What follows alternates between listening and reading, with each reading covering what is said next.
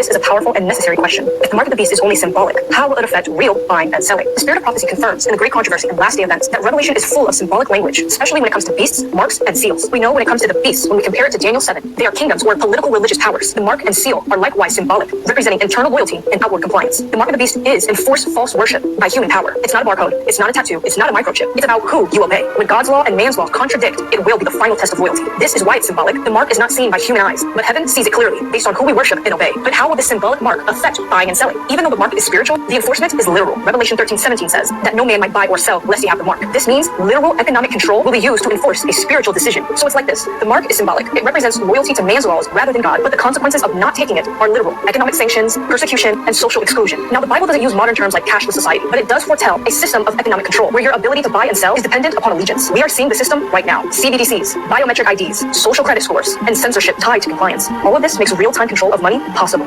Once paper cash is gone, digital access becomes permission-based, and that's how worship laws can suddenly become economic laws. This is part of how fear, chaos, and control come together to coerce worship. Someone may ask, how can a symbolic mark stop me from buying bread? Because worship isn't just from your heart. It shows up in your decisions. If you refuse to obey man's worship laws, aka Sunday rest, you will be marked as disobedient in the global system. You will not be able to work, to sell, to participate unless you comply. Even though the mark itself is spiritual, the test will play out in laws, mandates, and marketplaces. A time is coming where being loyal to God means being cut off from buying and selling. And we already see the economic coercion. You won't need a chip in your hand. You'll just need to go along with false worship. Those who refuse, those who stay loyal to God's law, will stand out. And that's when the test comes. Let me know your thoughts below in the comments. Alright, Shalom, Israel. First and foremost, I want to give all honor, glory, and praises unto YAHAWAH, YAHAWASHI, YAHAWASHI, the bonds to the elders and apostles, great millstone, show out to my M.A.R.K and YAHAWAH who are diligently waiting to be delivered from this final captivity. Right quick, if you want to watch that at normal speed, because I put on 2x speed, either I'm going to link, you can check the video, the original video in the description and watch it yourself, or what you could have done, you could have put the video over here at options, okay, just put it at half speed and she would have spoken at normal speed. Alright, so just to let you know, if you didn't know, I would assume that you did if you're on YouTube for long enough, but yeah. Anyway, today's lesson we're going to be going into this, alright, because that was the second time I heard her speaking about that, and I just did not want to have to sit through the whole thing. I wanted to make sure that, you know, it was a good enough lesson to be done, so I didn't just let it play while recording, and I had to get the precepts ready. Anyway, Slakia, that's waffling, but anyway, with me just doing that waffling, you know, that's a British term, I guess, of, you know, like not really saying anything, just saying, even though I'm not British.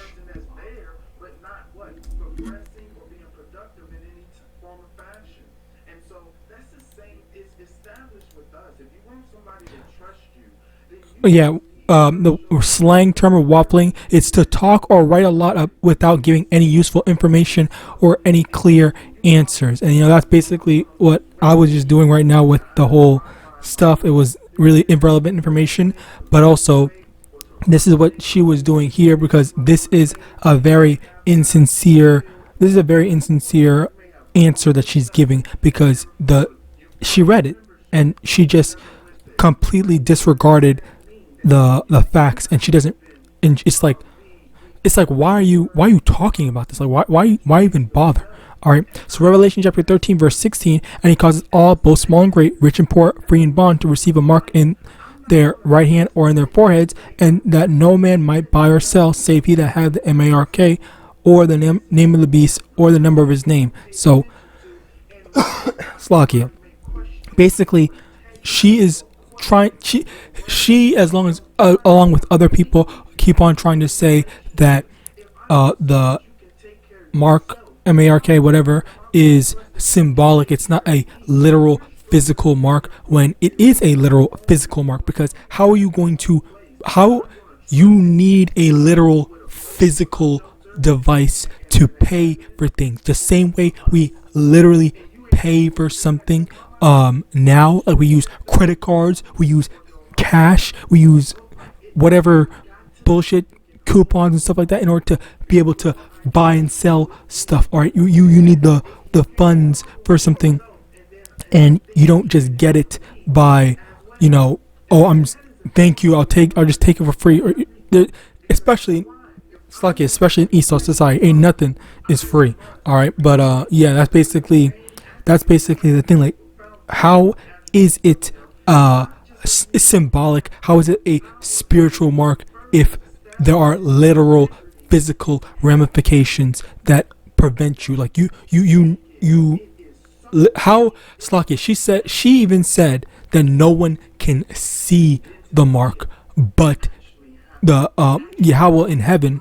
She didn't say Yahweh, but she said, but I'm saying Yahweh because I don't want to say the other word, but Yahweh in heaven can see the mark. And the thing is, like, if that is the case, if it is symbolic, what's stopping me from saying, oh yeah, I sinned, I ate some pork or whatever, or I slept with my neighbor's wife just yesterday, so yeah, I can buy some stuff, right? Like, I have the mark of the beast. Like, what's stopping me from just lying and doing that? Like, there's literally nothing stopping me from lying and saying that I did X, Y, and Z and whatnot. All right, so again, like, that's how it just does not make any slack. That's how slacky for the noise, but that's how. Let me just mute it. That's how it doesn't make any sense that these people are saying that we it's like it doesn't make sense that people are saying that it is a spiritual mark. Okay, because there's definitely going to be something that has to be physically verified, physically confirmed to say that you indeed have the mark of the beast. In addition to that, through what she was saying, she's basically implying that the mark of the beast is active right now. Like, does that mean that we all had the mark of the beast? So when we were sinning, okay, or whatever, or when we were in the world, more specifically to her credit, because she didn't say that the mark of the beast was sin, but to her credit, when she was saying when we were serving men, all right, men's laws, then does that mean that we had the mark of the beast? So now, if that is the case, let's read this. Revelation chapter 14 verse 9. And the third angel followed them, saying with a loud voice, if any man worship the beast and his image, and receive his mark in his forehead or in his hand, okay, and the third angel, verse 10, the same shall drink of the wine of the wrath of Yahweh, which is poured out without mixture into the cup of his indignation, and he shall be tormented with fire and brimstone in the presence of holy angels and in the presence of the Lamb. Okay, so it says the same shall drink. So basically, it's you're hard confirmed to be, if you receive the MOTB, you are hard confirmed to be receiving the judgment of Yahawadah and Yahawashi. There's no getting out of that. Okay, there's no repenting from that, because you are going to die. That's literally what it says. So then by reason of what she was saying, because we weren't born into this truth, because we weren't born knowing that we were Israelites, because we weren't born keeping the law, statutes, and commandments one way or another, then that means that as soon as we sinned, we accepted the mark of the beast, and by extension we're condemned to destruction. All right, so it literally does not make any sense for it to be symbolic, because how you can't repent from the mark of the beast. Okay, it says the same shall drink. If whoever takes the mark of the beast, the same shall drink. All right, the same shall drink of the wine of the wrath of Yahweh. Okay, so there's no getting out of it. All right, now what else did she say? Romans chapter 5 verse 10. For if, when we were enemies, we were reconciled to Yahweh by the death of his son, much more, being reconciled, we shall be saved by his life. And then that's another thing. The Lord came to warn us. Okay, there are preventative measures in place to stop us from taking the mark of the beast. And it is the prophets telling people, hey, don't take this, just like they were telling people, hey, don't take the jab. They were telling people don't take the jab, but yet so many people took it, so many people you basically know what happened. I'm not gonna let this video get taken down for that stuff, but you basically know what happened with that. All right, and the Slocky, and the overall issues with that. Okay, so and that's the thing. Like, you have so many people that are trying their hardest to. It's like I don't even understand like why. Like, what's the point of it? All right, and let me get this. 2 Thessalonians 2 verse 11. And for this cause Yahweh shall send them strong delusion that they should believe a lie. And that's the thing, that so many people are more fixated on I guess wanting to be something in the sight of men. All right. Oh, that's another thing. Let me get that So if a person name is Robert Prevost, so his name his name Matthew chapter 6 verse that is administering justice. from the top. Take heed that ye do your alms before that you slack. Let me start over. Matthew chapter 6 from the top.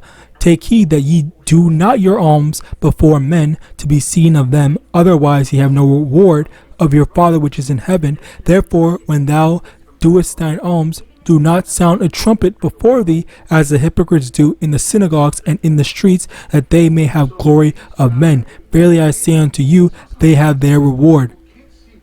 But when thou doest verse 3, but when thou doest alms, let not thy left hand know what thy right hand doeth, that thine alms may be in secret, that thy Father which seeth in secret shall reward thee openly. And also, let me get this. Where is it? And again, you folks, there's no more blessing going on. You guys, there's nothing you can do. Okay? All right? As missionary, Prevost, 69, 29. All right, whatever. That's actually it. So basically, so basically, the main thing is how, in general, people are more so trying to be seen. Like, this is what the thing, like this pseudo, what's it called? Pseudo intellectual, pseudo. Oh, I know what I'm talking about. Oh, pseudo spiritual type person, where she as well as other people are always trying their to make themselves seem, oh yeah, I'm so humble, I'm this and that, blah blah. I'm enlightening and stuff like that. When in actuality, it just comes across as just idiotic, because you're insincerely just trying to prove someone else wrong, while you're insincerely trying to prove someone else wrong by trying to come up with this nonsensical doctrine of oh, it's a spiritual thing. Like, anyone with some sense can tell it doesn't make sense for you to say, which apparently no, not everyone, because IUIC still has so many people that are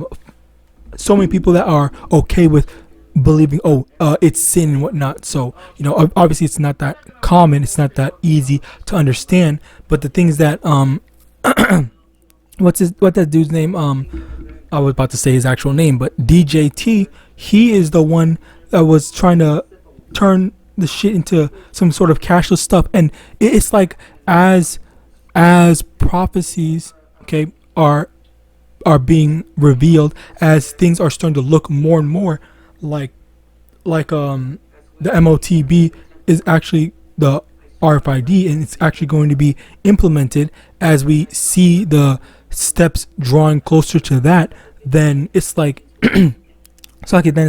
oh well, like there's really no more denying it, because like you see the clear signs, you see all the stuff that's leading up just to what the original prophets say, what the people say. Because I heard it what I think damn near 15 years ago or more, something like that, where I think I'm pretty sure around like 2010 they were talking about the RFID or stuff like that, and this was before I was in the truth, where I heard that type of stuff where people were saying the mark of the beast, that's the end is near, this, that, and third. Like, and this was just from like flat out Christians and stuff like that.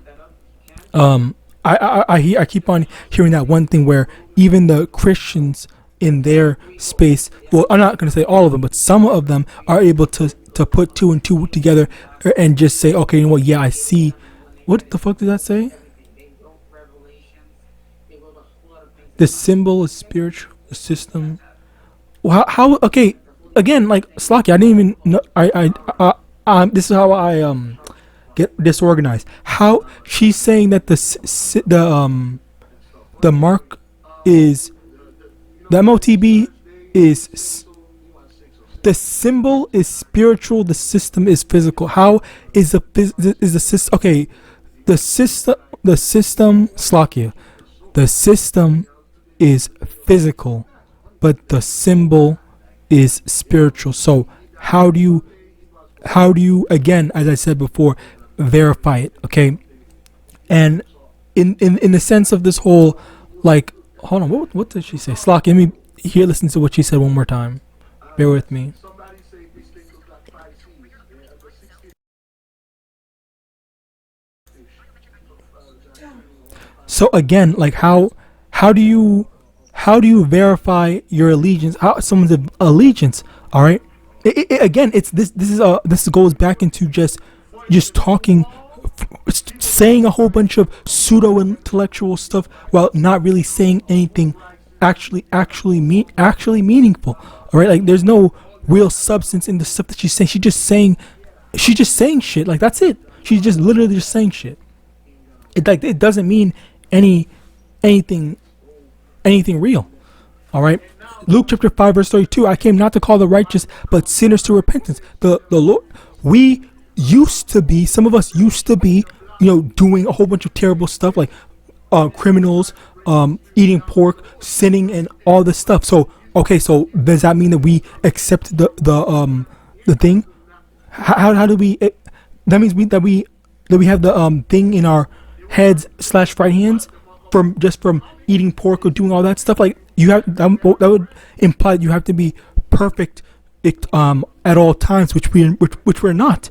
All right, it literally doesn't make any sense. So, Slocky, that's basically it. And now if I continue on, I'm gonna be waffling myself. But that's just the thing where, again, there's no, if you're saying that the mark is spiritual, how are other people going to say, oh yeah, this person is this or this person is not? How are you going to be called out? How are you going to be identified? How are they going to say you can or cannot buy or sell and whatnot? That's where this is a problem, and this does not make any sense. So with that, I pray this lesson was edifying. I want to give all honor, glory, and praise unto YAHAWAH, SHAMAIWAN, M.A.R.K, the honesty, elders and apostles, great millstone, about ball and shalom.